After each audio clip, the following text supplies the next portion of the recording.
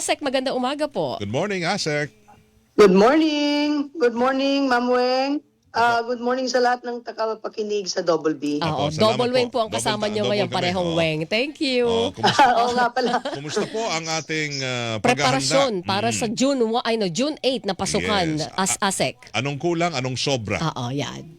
Opo, una, talagang ang direktiba ng ating mahal na presidente at ni Secretary Sani Angara ay dapat handa ang ating mga paaralan sa pasukan. Kung kaya naman, pinag-aandaan natin ang pasukan sa pamamagitan ng pag-aayos ng ating mga classroom, ng ating mga teachers, at iba pang mga paraan upang ang ating mga bata pagdating sa paaralan ay talagang excited ng matuto. ASEC, una muna, bago natin puntahan yung ibang mga pangangailangan, ilan po na mga estudyante ang ini-expect natin na papasok sa school year 2026-2027? Mamueng tinataya nating mga between 26 to 28 million ang papasok sa itong pasukan na to. Alam po ninyo, nagsimula po tayo ng early enrollment itong January at ongoing po siya kasi napansin natin, ang iba nating mga mag-aaral ay nag-e-enroll pa lang ngayon o mag-e-enroll pa lang. At ilan naman ho ang ating mga teachers meron for this school year? Tinataya din pong mga mahigit 1 million po ang ating teaching and non-teaching personnel. Pag 1 yun po ang million. pag-uusapan, ano ang teacher-to-student ratio natin, ASEC? Ang teacher-to-student ratio natin ay ideally 1:35 to 1 or 30 sa mababa ang level at 1:45 sa mataas na level. Okay. Pero alam naman natin na sa mga matataong lugar o congested urban areas, kagaya ng sa National Capital Region at Calabarzon o Region 4A, madalas na lumalampas sa 1:50 hanggang 1:55 ang bilang ng mga gaaral sa bawat silid-aralan. Oo. So batay sa datos natin, school year 2024-2025, ang classroom student ratio ay nasa 1:32 sa elementarya, 1:39 sa junior high school, at 1:36 sa senior high school. Samantalang ang student ratio natin sa parehong school year ay nasa 1:26 sa elementarya, 1:22 sa junior high school, at 1:25 sa senior high school. Linawin ko lang, ASEC. Ito ay batay sa ating datos. Ano pong ibig sabihin nito? Oo. Dahil sa ibang mga areas po, sa mga probinsya, mas kukonti po ang kanilang mga estudyante. Pero sa highly urbanized areas, mas madami po ang mga estudyante. Alinawin ko lang, classroom po ba yung binanggit ninyo na ratio or teacher-to-students? Teacher to student Students, ratio. okay. So, Saka student to classroom ratio. okay. Bottom line, ilan po ang kakulangan natin sa teacher, ASEC?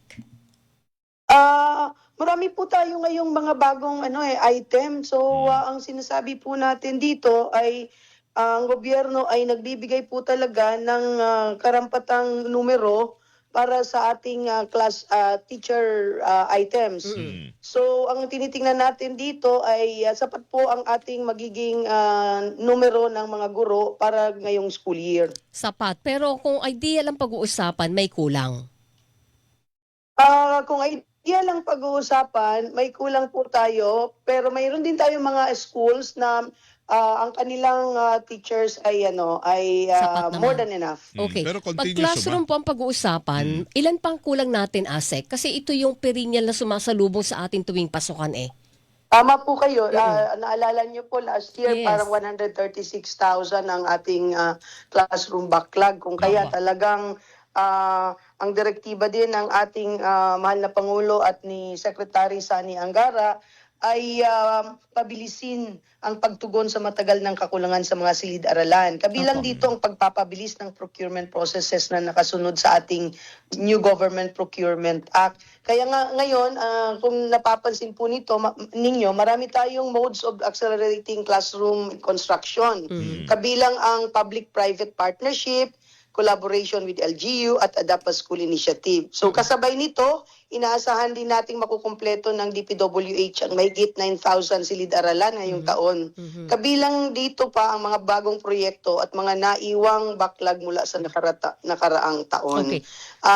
Hinihikayat din natin ang malalaking construction firms na mag-participate upang matiyak na mas mabilis, mas matibay at mas dekalidad ang mga paaralang may tinatayo natin. Asa, kunin ko lang po yung datos na hawak po ng DepEd ngayon.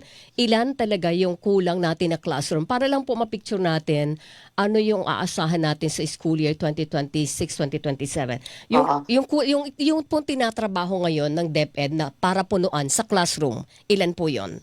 Yung tinatrabaho po natin ngayon ay mahigit 9,000 classrooms po. Iba pa po yun doon sa mga tinitingnan natin na ibibuild ng ating mga lokal na pamahalaan at saka ng ating public-private partnership. Yes, sir. Yung kulang po, yung kabuuan.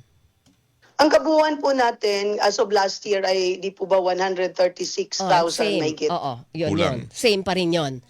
Okay. So Marami ngayon, oo. nakikita natin na kung all things will work out, baka meron po tayo from the DPWH side 9,000. Opo. Sa atin po mga humigit ko gumulang siguro mga 7,000 pa.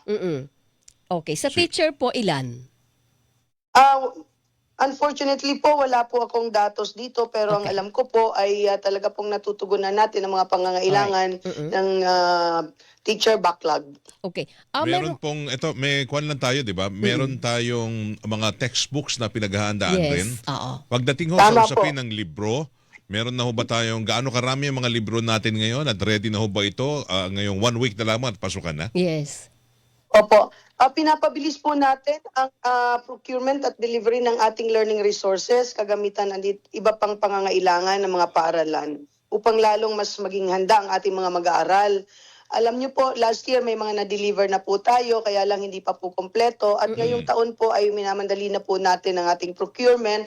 At habang wala pong mga libro talaga po ang ating mga bata, ay meron naman tayong tinatawag na supplementary learning materials at mga lesson activity sheets para lang po mapunan ang ating kakulangan sa mga libro. So sa ASEC sa June 8, wala silang makukuhang bagong libro? Kasi wala pa ho na-deliver Yung kanyo. makukuha nilang libro, yung librong na-procure last year, at yung sa June 8, at saka yung kanilang mga learning activity sheets muna. Nagagamit pa yon from last year? Nagagamit pa? Kasi di ba taon-taon bago lahat? Hindi po. Ang ating pong textbooks ay hindi po taon-taon.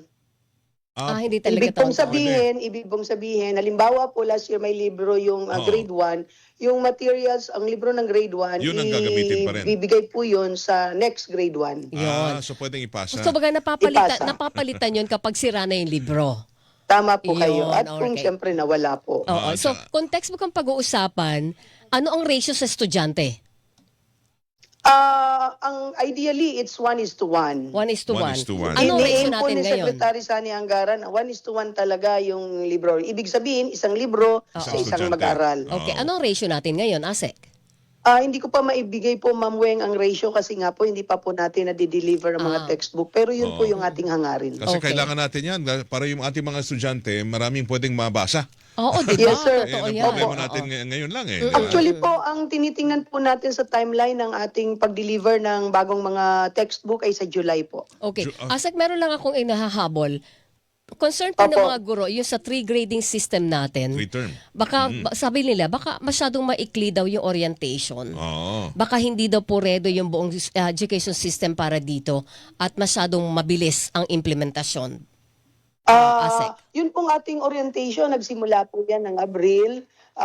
Marami pa pong nag-orient ngayong May at hindi naman po yan natatapos kasi during the school year, especially during the first part of the school year, magkakaroon pa rin po tayo ng iba yung orientation tungkol dyan. Ganun din po sa mga bata at mga magulang, doon po sa ating opening block or sa orientation time po natin. Para lang mapaunawa natin sa mga ating mga mag-aaral at sa mga magulang na the 3-term calendar is part of a broader education reform agenda natin.